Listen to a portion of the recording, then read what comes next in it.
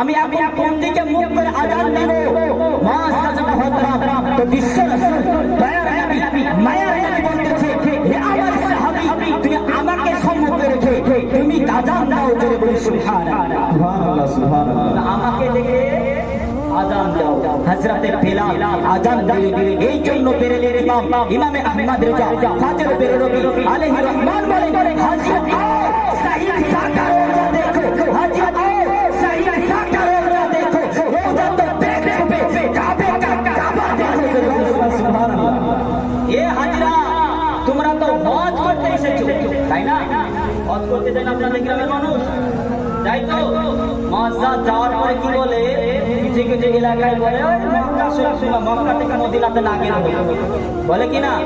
মসজিদ হাদিস শরীফের মধ্যে এসেছে যে যেই ব্যক্তি মক্কা হজ করতে গেল আর মদিনা জিয়ারত করতে গেল না,